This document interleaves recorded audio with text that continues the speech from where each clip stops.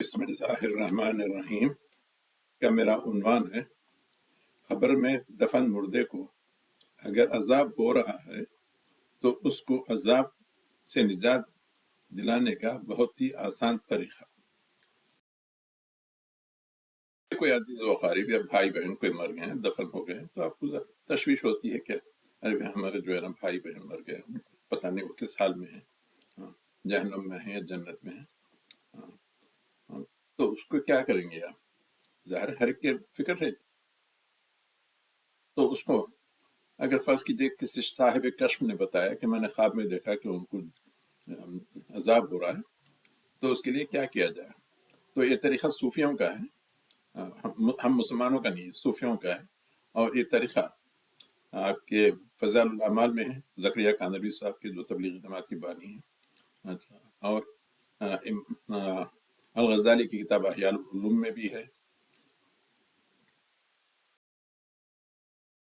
دیوبند کا اس پہ فتویٰ بھی ہے، ہاں یہ فتویٰ بھی ہے۔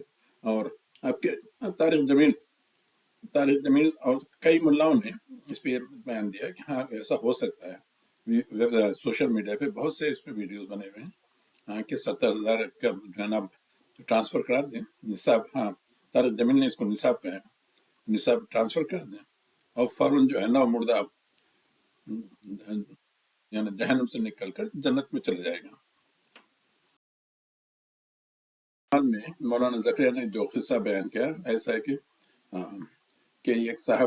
ایک لڑکا کسی مولوی صاحب کے سامنے بیٹھا تھا، اس نے ایک دم چیخ ماری، سامنے کے مولوی صاحب نے پوچھا کہ ارے بھائی کیا ہوا؟ تو اس نے کہا کہ مصعب میں نے دیکھا کہ میری ماں جہنم میں جل رہی ہے۔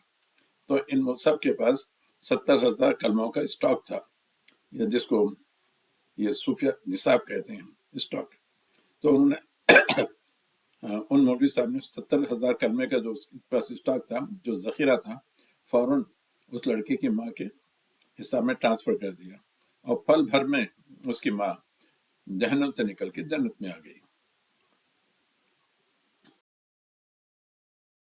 کے لیے پہلے آپ کو وہ چاہیے کوئی صاحب کشف۔ دیوبندی کے پاس صاحب کشف ہوتے ہیں، یعنی ایسے لوگ جنہیں خبر کے اندر کے حالات معلوم ہوتے ہیں۔ میرے خیال میں رشید احمد گنگوئی کا بھی اس پہ بھی کچھ ہے طریقہ کہ کشف کیسا کیا جا سکتا ہے۔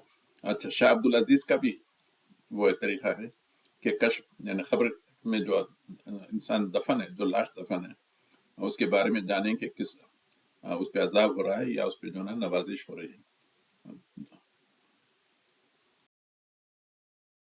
امداد اللہ مہاجر مکی، ان کی کتاب ضیاء القلوب میں بھی، اس میں تو کشف کے کئی طریقے ہیں، خیر وہ پڑھ لیں۔ خیر یہ جو طریقہ ہے ہم مسلمانوں کے لیے نہیں ہے، صرف صوفیہ کا ہے۔ اللہ تعالیٰ سے دعا کریں کہ ہمیں اس صوفی خرافات سے محفوظ رکھے، آمین۔